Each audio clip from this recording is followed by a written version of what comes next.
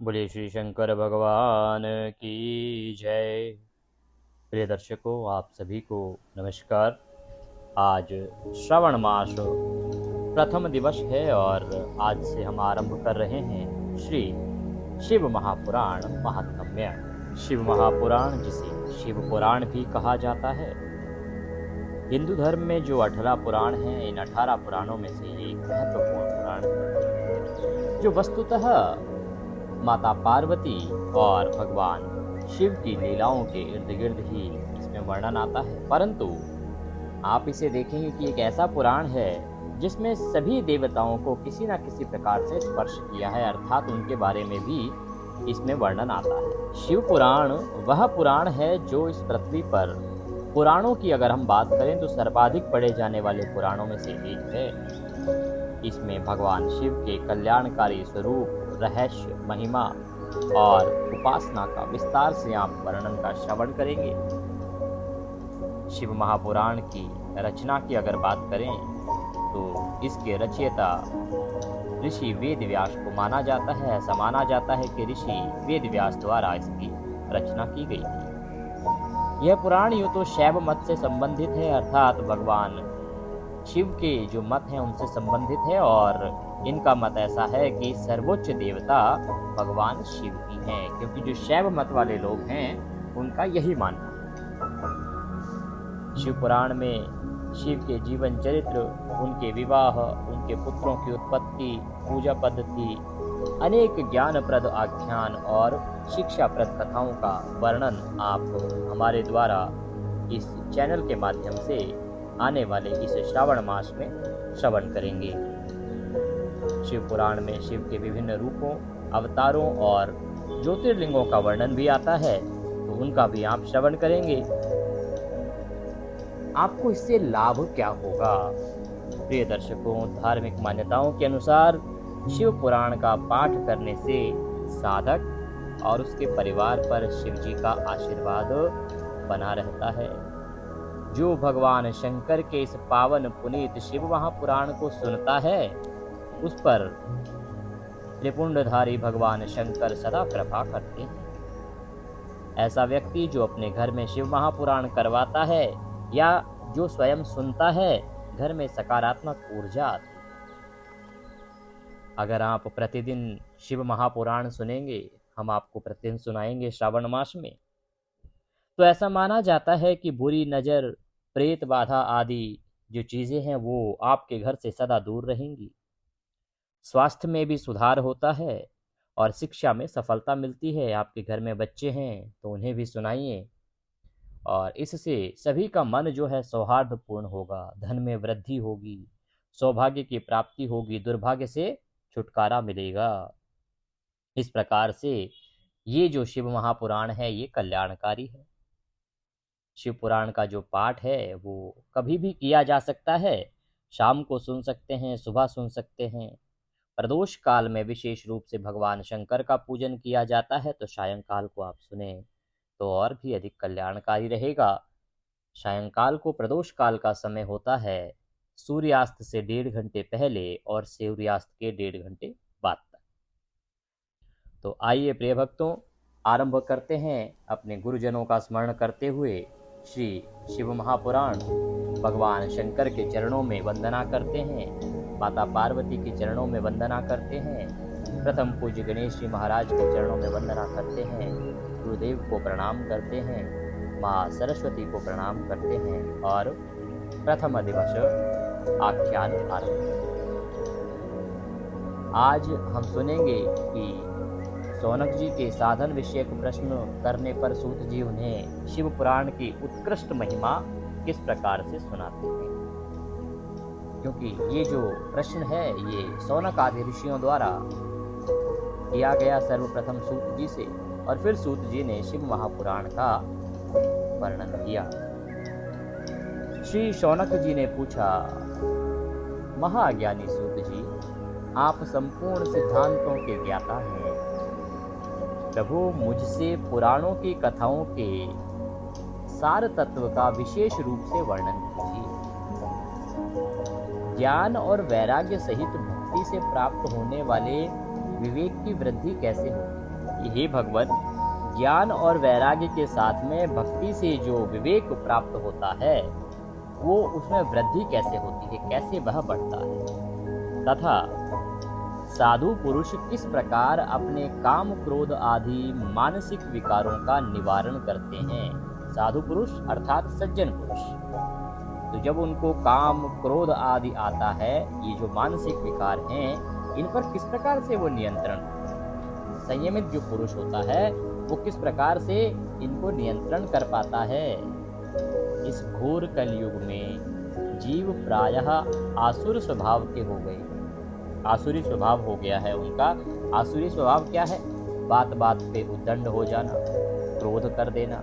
आप देखते हैं गाड़ी के लिए जगह ना मिली तो गोली चला देते हैं, गाड़ी चला रहे हैं, किसी ने उनको साइड नहीं दी, रास्ता नहीं दिया, गोली चला देते हैं, मारपीट करना शुरू कर देते हैं, पार्किंग के नाम पे झगड़े होते हैं। ये सब क्या है? ये सब आसुरी प्रवृत्ति है।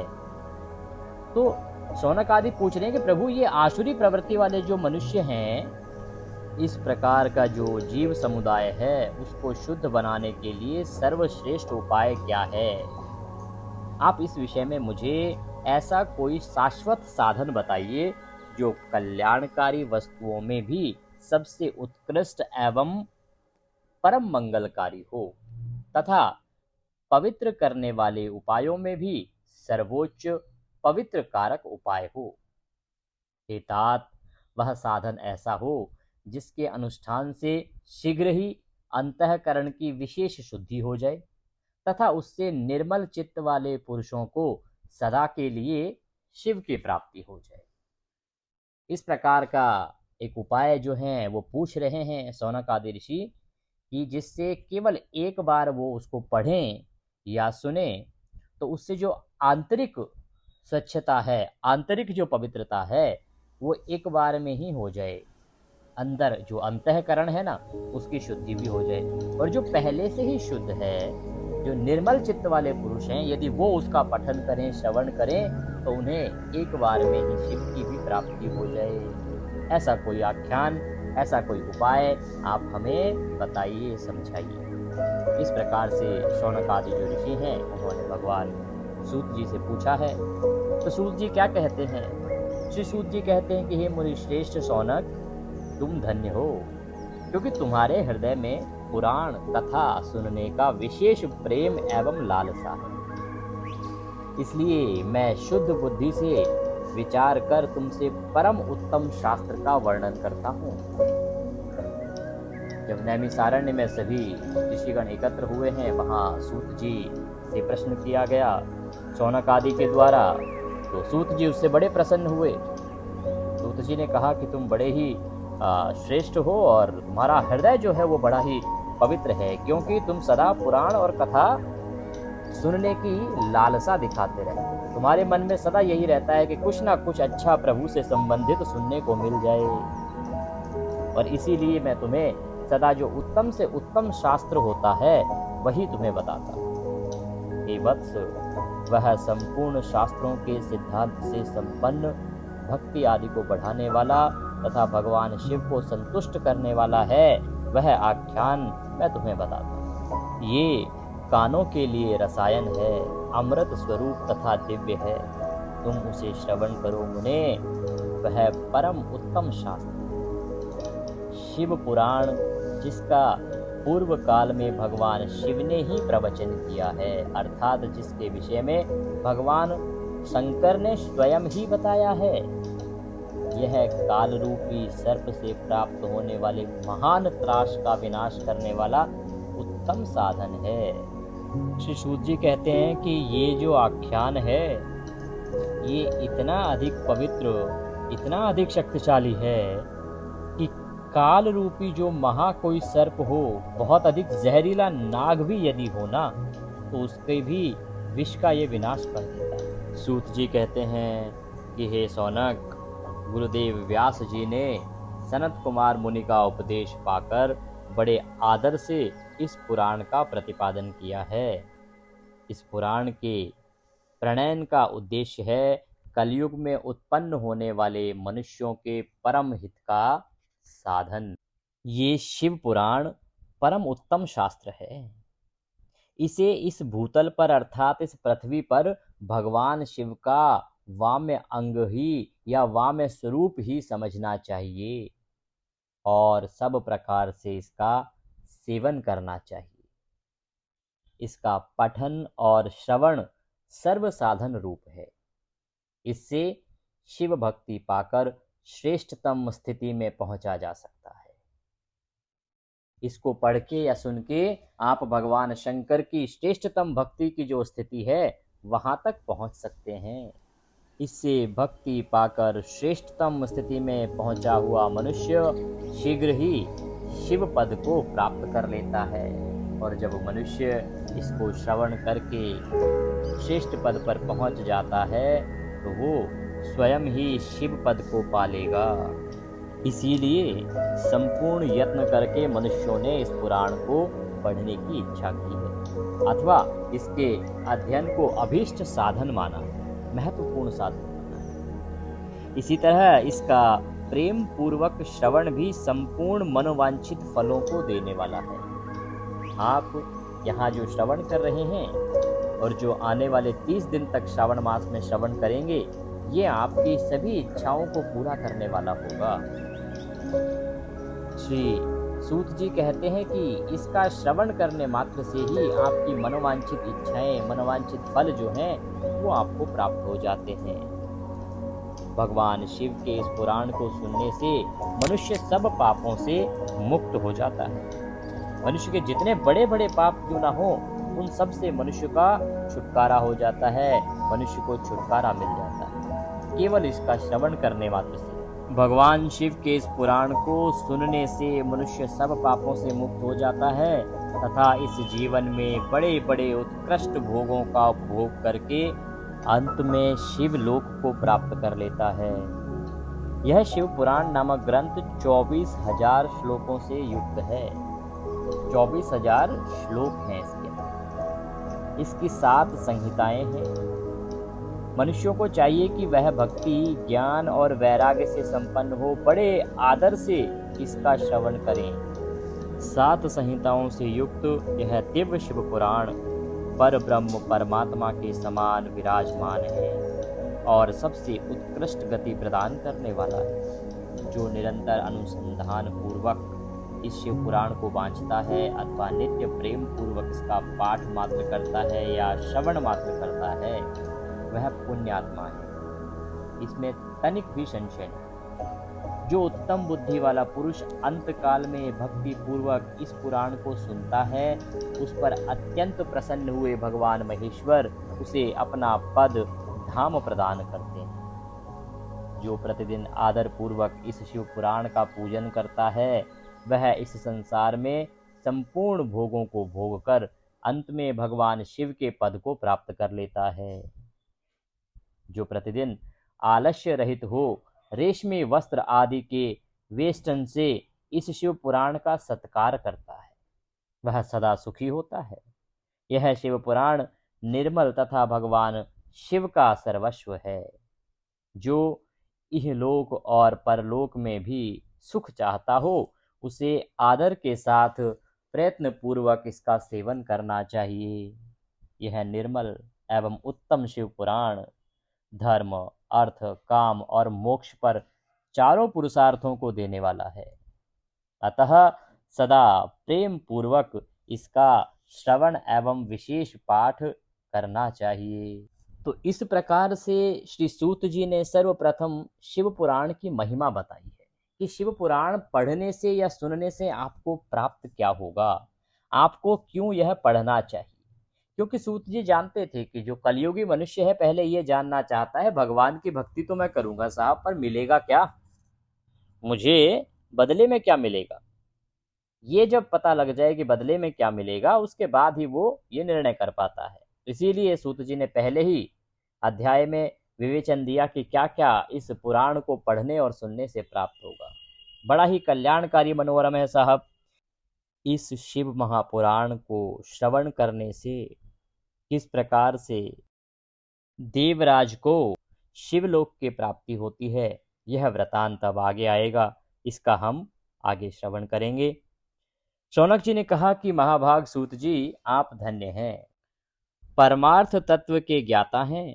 आपने कृपा करके हम लोगों को यह बड़ी अद्भुत एवं दिव्य कथा सुनाई है।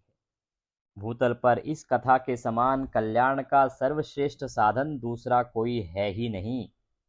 यह बात हमने आज आपकी कृपा से निश्चय पूर्वक समझ ली है। सूत जी, कलयुग में इस कथा के द्वारा कौन कौन से पापी शुद्ध होते हैं, उन्हें कृपा पूर्वक बताइए और इस जगत को कृतार्थ कीजिए। हे सूत जी महाराज, किस किस प्रकार के जो पापी हैं उनको इससे लाभ प्राप्त होगा? ये प्रश्न अब आगे शौनक आदि करते हैं। तो सूत जी कहते हैं कि मुने, जो मनुष्य पापी, दुराचारी, खल तथा काम, क्रोध आदि में निरंतर डूबे रहने वाले हैं, वे भी इस पुराण के श्रवण करने पढ़ने से अवश्य ही शुद्ध हो जाते हैं। बड़े बड़े पापी, दुराचारी, जो सदा काम और क्रोध में ही निरंतर डूबे रहते हैं, वो भी यदि इसका श्रवण कर लेते हैं तो उन्हें भी भगवान शंकर की कृपा से शुद्धि प्राप्त हो जाती है। इसी विषय में जानकर मुनि इस प्राचीन इतिहास का उदाहरण दिया करते हैं, जिसके श्रवण मात्र से पापों का पूर्णतया नाश हो जाता है। तो कहते हैं कि मैं एक उदाहरण बताता हूँ आपको। पहले की बात है, कहीं किरातों के नगर में एक ब्राह्मण रहता था, जो ज्ञान में अत्यंत दुर्बल, दरिद्र, रस बेचने वाला तथा वैदिक धर्म से विमुख था। वह था तो ब्राह्मण, परंतु ना तो वो ज्ञानी था, ना ही धन उसके पास था, बहुत ही दुर्बल था और वो रस बेचने का काम किया करता था। धर्म से पूरी तरह से विमुख था। वह स्नान, संध्या आदि कर्मों से भ्रष्ट हो गया था और वैश्यवृत्ति में तत्पर रहा करता था। उसका नाम था देवराज। वह अपने ऊपर विश्वास करने वाले लोगों को ठगा करता था। जो उस पे विश्वास करता था उसी को वह ठग लेता था। उसने ब्राह्मणों, क्षत्रियों, वैश्यों, शूद्रों तथा दूसरों को भी अनेक बहानों से मारकर उनका धन हड़प लिया था, परंतु उस पापी का थोड़ा सा भी धन कभी धर्म के काम में नहीं लगा था। उसने इतना धन लूटा, इतना कमाया, इतनों को मारा, पर इतना धन होने के बाद भी कभी उसने एक नया पैसा भी धर्म के काम में नहीं लगाया। वह वेश्यागामी तथा सब प्रकार से आचार भ्रष्ट हो गया। अब तो हालत ये थी कि वो वेश्याओं के पास जाने लगा और किसी भी प्रकार का जो उसका आचार विचार था वो समाज के लिए उपयुक्त नहीं रह गया था। पूर्ण रूप से वो भ्रष्टाचार में और भ्रष्ट हो चुका था। एक दिन घूमता घामता वह देवयोग से प्रतिष्ठानपुर, जो झूसी प्रयाग है ना, वहां में जा पहुंचा। वहां उसने एक शिवालय देखा, जहां बहुत से साधु महात्मा एकत्र हुए थे। देवराज उस शिवालय में ठहर गया, किंतु वहां उस ब्राह्मण को ज्वर आ गया। तो वो एक बार घूमता घूमता पहुंच गया झूसी प्रयाग में, जो उस समय प्रतिष्ठानपुर था। वहां पर एक शिवालय था और शिवालय में बहुत सारे साधु महात्मा एकत्र हुए थे भगवान की आराधना करने के लिए। वो भी वहां पर ठहरा, लेकिन हुआ क्या कि उसको वहां पर ज्वर अर्थात बुखार आ गया, उसकी तबीयत खराब हो गई और उस ज्वर से उसे बड़ी पीड़ा हुई, उसे बड़ा कष्ट हुआ। वहां पर एक ब्राह्मण देवता शिव पुराण की कथा सुना रहे थे। पवित्र समय था और वहां पर एक जो ब्राह्मण देव थे वो शिव पुराण सुना रहे थे। ज्वर में पड़ा हुआ देवराज ब्राह्मण के मुखार बिंद से निकली हुई उस शिव कथा को निरंतर सुनता रहा। वह एकाग्रचित होकर उस कथा को सुनता रहा। 1 मास के बाद वह ज्वर से अत्यंत पीड़ित होकर चल बसा और 1 माह के बाद उसको जो बुखार था वो बहुत बढ़ गया, उसकी तबीयत बहुत अधिक बिगड़ गई और इस कारण से वह मृत्यु को प्राप्त हो गया। तो यमराज के दूत आए और उसे पाशों से बांधकर बलपूर्वक यमपुरी ले गए, क्योंकि कभी भी यमराज के साथ जाने को कौन आत्मा तैयार रहती है? यमदूतों के साथ कोई नहीं जाना चाहता। तो खींचते खांचते बलपूर्वक उसे ले गए। और इतने में ही शिवलोक से भगवान शिव के जो पार्षद गण हैं वो भी आ गए। उनके गौर अंग कर्पूर के समान उज्जवल थे, हाथ त्रिशूल से सुशोभित हो रहे थे, उनके संपूर्ण अंग भस्म से उद्भासित हो रहे थे और रुद्राक्ष की मालाएं उनके शरीर की शोभा बढ़ा रही थी। वे सब के सब क्रोध पूर्वक यमपुरी में गए और यमराज के दूतों को मार पीट कर बारंबार धमकाकर उन्होंने देवराज को उनके चंगुल से छुड़ा लिया।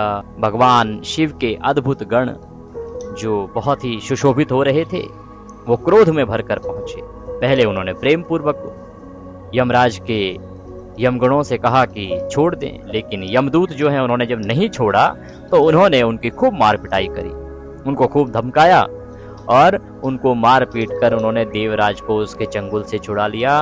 किनके चंगुल से? यमदूतों के चंगुल से छुड़ा लिया।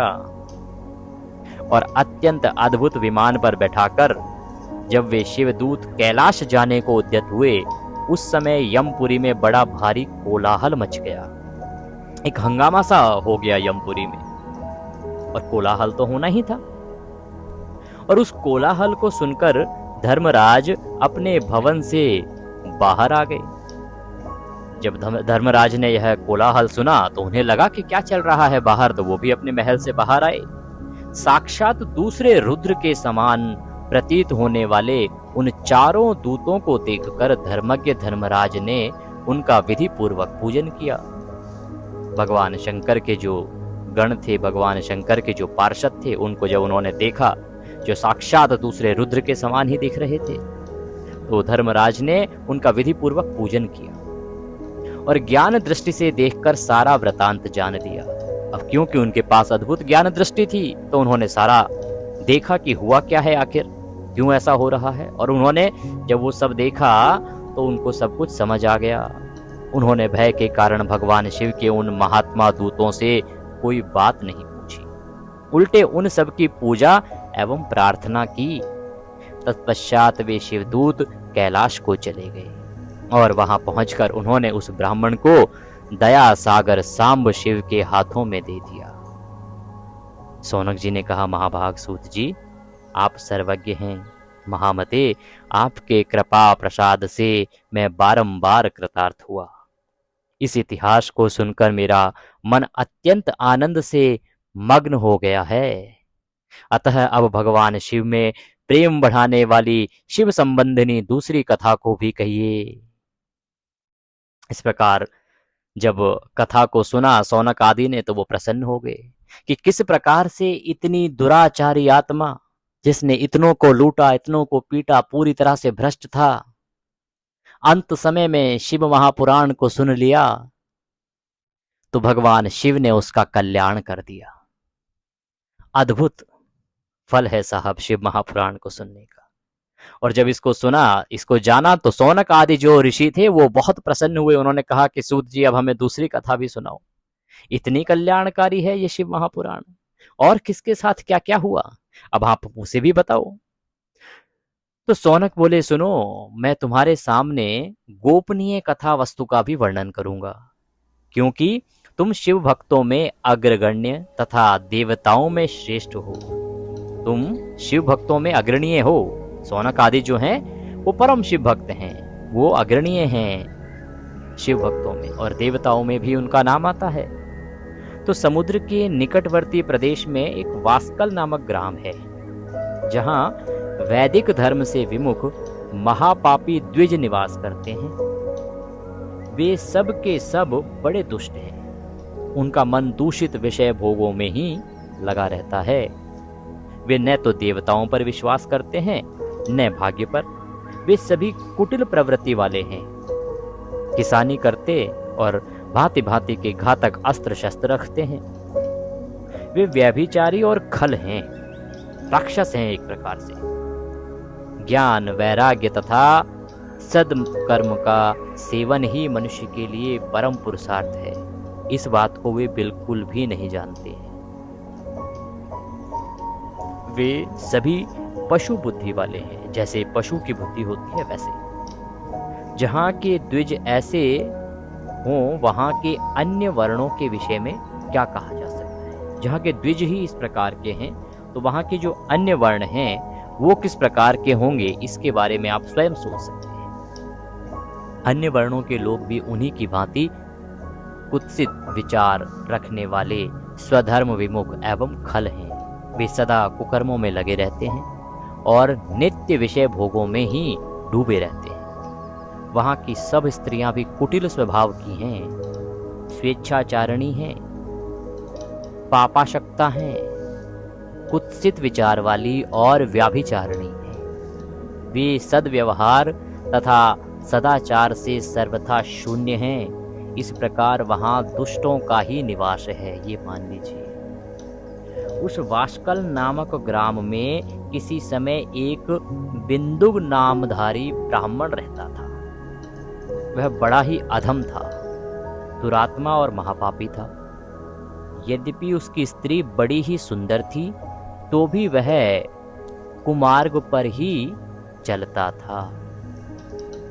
उसकी स्त्री सुंदर थी, पर उसका जो मन है फिर भी कहीं और ही लगता था। उसकी पत्नी का नाम था चंचुला। वह सदा उत्तम धर्म के पालन में लगी रहती थी, तो भी उसे छोड़कर वह दुष्ट ब्राह्मण वेश्यागामी हो गया था। तो इस तरह से कुकर्म में लगे हुए उस बिंदु के बहुत सारे वर्ष व्यतीत हो गए। उसकी स्त्री चंचुला काम से पीड़ित होने पर भी स्वधर्म नाश के भय से क्लेश सहकर भी दीर्घ काल तक धर्म से भ्रष्ट नहीं हुई, परंतु दुराचारी पति के आचरण से प्रभावित हो आगे चलकर वह स्त्री भी दुराचारिणी हो गई। तो लंबे समय तक वो जो स्त्री थी उसने अपने ऊपर नियंत्रण नहीं खोया। कामातुर होने के बाद भी उसने अपने धर्म को नहीं छोड़ा, पर एक लंबा समय व्यतीत हुआ, पति के आचरण में कुछ सुधार हुआ नहीं। पति बहुत ही दुराचारी था, तो पति के दुराचारी होने के आचरण से वो भी प्रभावित हो गई और वो स्त्री भी अब दुराचारिणी हो गई। इस तरह दुराचारों में डूबे हुए उन मूढ़ चित्त वाले पति पत्नी का बहुत सा समय व्यर्थ व्यतीत हो गया। तदंतर शूद्र जातीय वेश्या का पति बना हुआ वह दूषित बुद्धि वाला दुष्ट ब्राह्मण बिंदु समय अनुसार मृत्यु को प्राप्त हो नरक में जा पड़ा। फिर समय का पहिया घूमा तो एक शूद्र जाति की वेश्या थी, वह उसका पति बन गया। और उसका पति बनने के बाद किन्हीं कारणों से समय आने पर उसकी मृत्यु हो गई और मृत्यु होने पर वो नरक में जा पड़ा। बहुत दिनों तक नरक के दुख भोगकर वह मूढ़ बुद्धि पापी विंध्य पर्वत पर भयंकर पिशाच हुआ। लंबे समय तक वह नरक में पड़ा रहा, वहां भोग भोगता रहा, तड़पता रहा।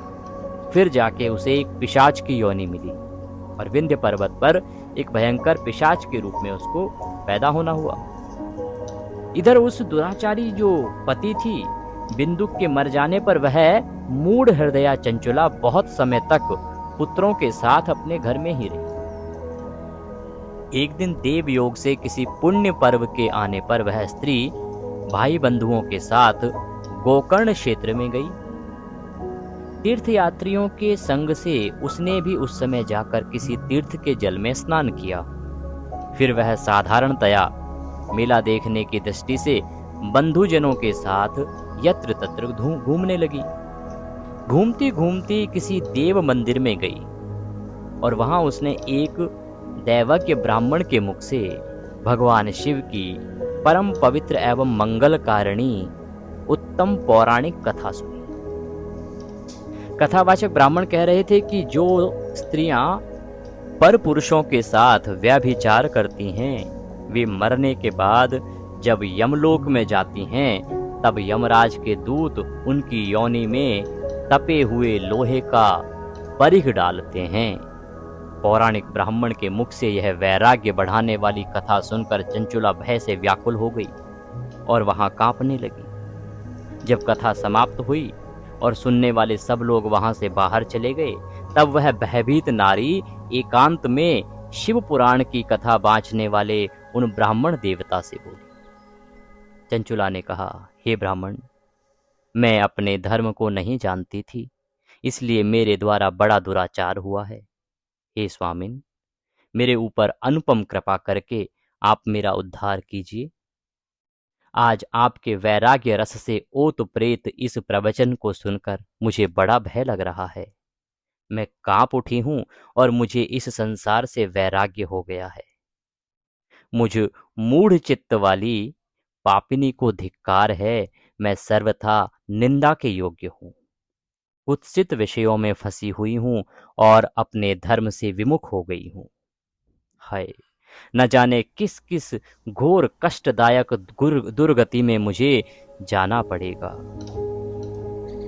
और वहां कौन बुद्धिमान पुरुष कुमार्ग में मन लगाने वाली मुझ पापिनी का साथ देगा। मृत्यु काल में उन भयंकर यमदूतों को मैं कैसे देखूंगी। जब वे बलपूर्वक मेरे गले में फंदे डालकर मुझे बांधेंगे, तब मैं कैसे धीरज धारण कर सकूंगी। नरक में जब मेरे शरीर के टुकड़े टुकड़े किए जाएंगे, उस समय विशेष दुख देने वाली उस महायातना को मैं वहां कैसे सहूंगी। हाय, मैं मारी गई, मैं जल गई, मेरा हृदय विदीर्ण हो गया और सब प्रकार से नष्ट हो गई, क्योंकि मैं हर तरह से पाप में डूबी रही हूं।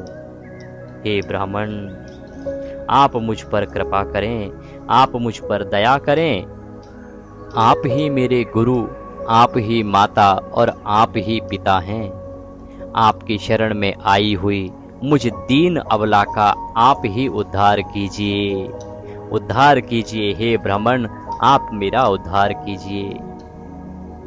तब इस प्रकार खेद और वैराग्य से युक्त हुई चंचुला ब्राह्मण देवता के दोनों चरणों में गिर पड़ी और विलाप करके उनसे क्षमा याचना करते हुए विनय पूर्वक अनुग्रह करने लगी कि उन्हें बचाया जाए। तब उन बुद्धिमान ब्राह्मण ने कृपा पूर्वक उसे उठाया और इस प्रकार कहा। ब्राह्मण बोले, नारी सौभाग्य की बात है कि भगवान शंकर की कृपा से शिव पुराण की इस वैराग्य युक्त कथा को सुनकर तुम्हें समय पर चेत हो गया। ब्राह्मण पत्नी, तुम डरो मत, भगवान शिव की शरण में जाओ। शिव की कृपा से सारा पाप तत्काल नष्ट हो जाता है। मैं तुमसे भगवान शिव की कीर्ति कथा से युक्त उस परम वस्तु का वर्णन करूंगा, जिससे तुम्हें सदा सुख देने वाली उत्तम गति प्राप्त होगी। शिव की उत्तम कथा सुनने से ही तुम्हारी बुद्धि इस तरह पश्चाताप से युक्त एवं शुद्ध हो गई है, साथ ही तुम्हारे मन में विषयों के प्रति वैराग्य हो गया है।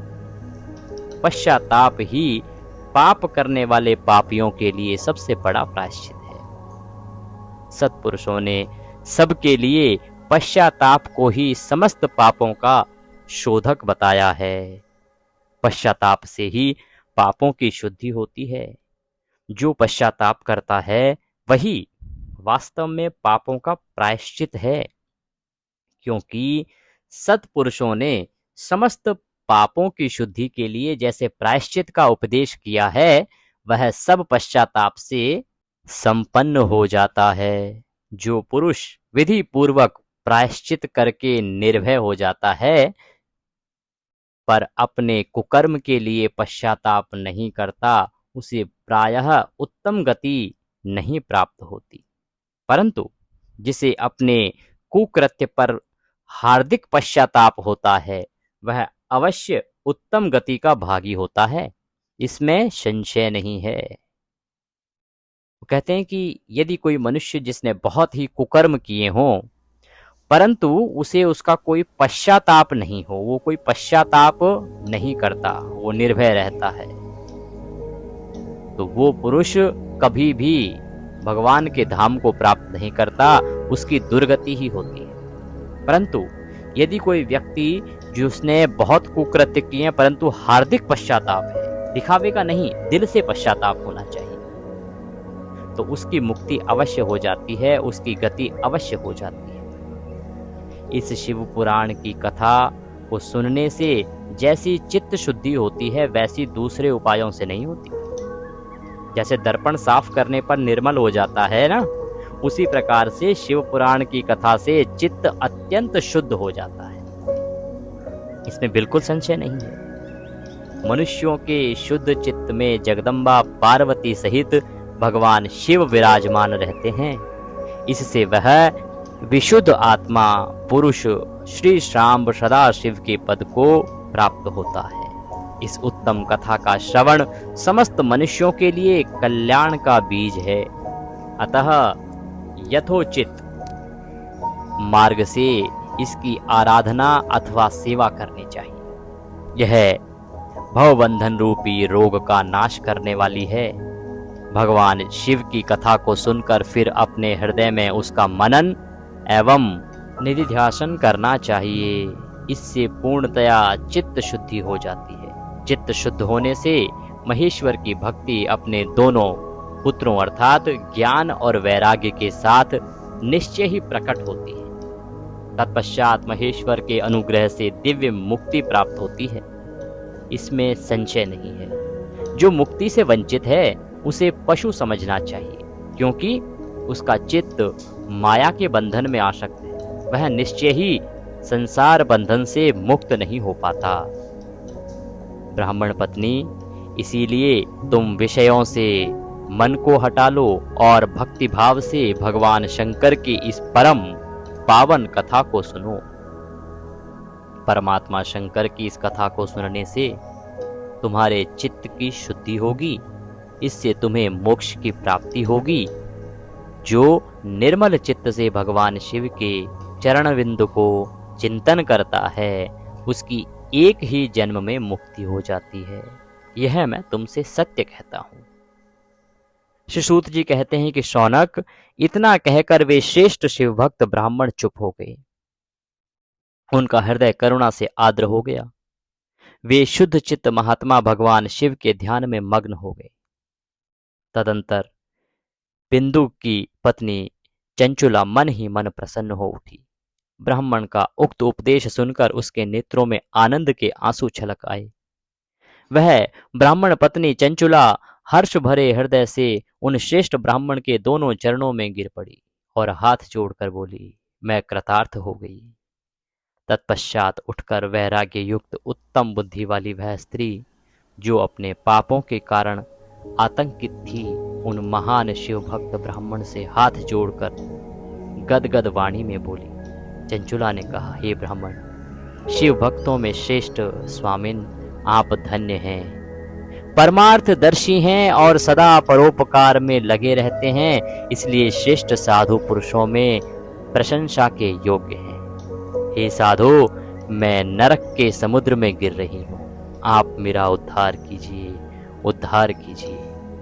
पौराणिक अर्थ तत्व से संपन्न जिस सुंदर शिव पुराण की कथा को सुनकर मेरे मन में संपूर्ण विषयों से वैराग्य उत्पन्न हो गया, उसी इस शिव पुराण को सुनने के लिए इस समय मेरे मन में बड़ी श्रद्धा हो रही है। सूत जी कहते हैं, ऐसा कहकर हाथ जोड़कर उनका अनुग्रह पाकर चंचुला उस शिव पुराण की कथा को सुनने की इच्छा मन में लिए उन ब्राह्मण देवता की सेवा में तत्पर हो वहां रहने लगी। तदंतर शिव भक्तों में श्रेष्ठ और शुद्ध बुद्धि वाले उन ब्राह्मण देव ने उसी स्थान पर उस स्त्री को शिव पुराण की उत्तम कथा सुनाई। इस प्रकार उस गोकर्ण नामक महाक्षेत्र में उन्हीं श्रेष्ठ ब्राह्मण से उसने शिव पुराण की वह परम उत्तम कथा सुनी, जो भक्ति, ज्ञान और वैराग्य को बढ़ाने वाली तथा मुक्ति देने वाली है। उस परम उत्तम कथा को सुनकर वह ब्राह्मण पत्नी अत्यंत कृतार्थ हो गई। उसका चित्त शीघ्र ही शुद्ध हो गया। फिर भगवान शिव के अनुग्रह से उसके हृदय में शिव के सगुण रूप का चिंतन होने लगा। इस प्रकार उसने भगवान शिव में लगी रहने वाली उत्तम बुद्धि पाकर शिव के सच्चिदानंदनमय स्वरूप का बारंबार चिंतन आरंभ किया। तत्पश्चात समय के पूरा होने पर भक्ति, ज्ञान और वैराग्य से युक्त हुई चंचुला ने अपने शरीर को बिना किसी कष्ट के त्याग दिया। इतने में ही त्रिपुर शत्रु भगवान शिव का भेजा हुआ एक दिव्य विमान द्रुत गति से वहां पहुंचा, जो उनके अपने गणों से संयुक्त और भांति भांति के शोभा साधनों से संपन्न था। चंचुला उस विमान पर आरूढ़ हुई और भगवान शिव के श्रेष्ठ पार्षदों ने उसे तत्काल शिवपुरी में पहुंचा दिया। उसके सारे मल धुल गए, वह दिव्य रूप धारिणी दिव्यांगना हो गई थी। उसके दिव्य अवयव उसकी शोभा बढ़ाते थे। मस्तक पर अर्धचंद्र का मुकुट धारण किए वह गौरांगी देवी सौभाग्यशाली दिव्य आभूषणों से विभूषित थी। शिवपुरी में पहुंचकर उसने सनातन देवता त्रिनेत्रधारी महादेव जी को देखा। सभी मुख्य मुख्य देवता उनकी सेवा में खड़े थे। गणेश, भृंगी, नंदीश्वर, वीरभद्रेश्वर आदि उनकी सेवा में उत्तम भक्तिभाव से उपस्थित थे। उनकी अंग कांति करोड़ों सूर्यों के समान प्रकाशित हो रही थी, इतने प्रकाशवान थे। कंठ में नील चिन्ह शोभा पाता था। 5 मुख और प्रत्येक मुख में 3-3 नेत्र थे।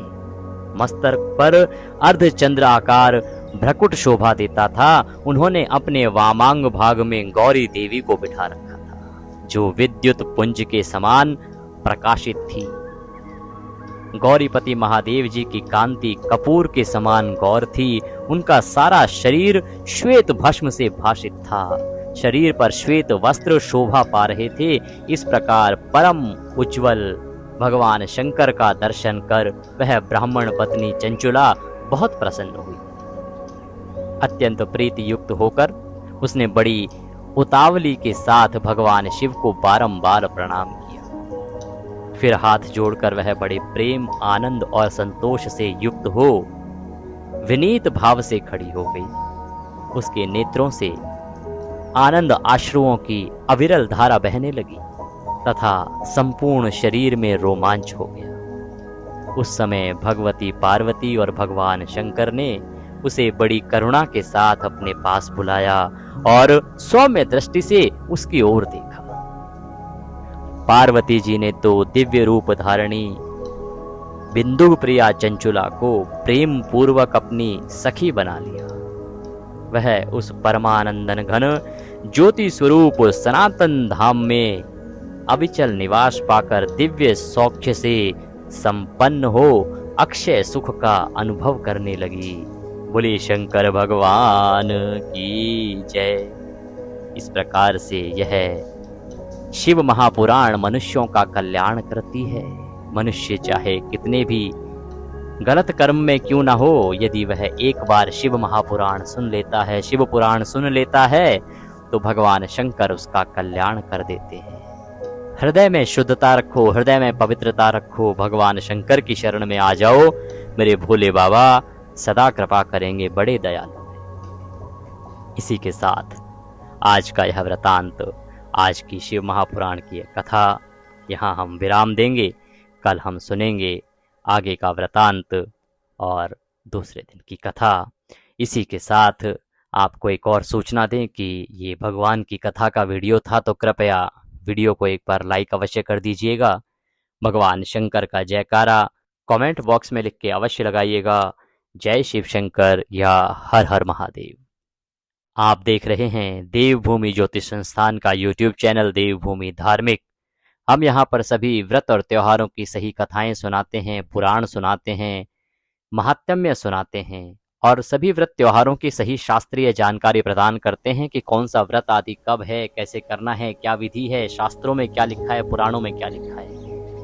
यदि आप सनातन प्रेमी हैं और सभी व्रत और त्योहारों की सही जानकारी पाते रहना चाहते हैं, शास्त्र अनुसार पंचांग अनुसार जानकारी पाना चाहते हैं, अच्छी कथाएं, सही महात्म्य और सही कथाएं सुनते रहना चाहते हैं, तो कृपया चैनल को अभी सब्सक्राइब कीजिएगा।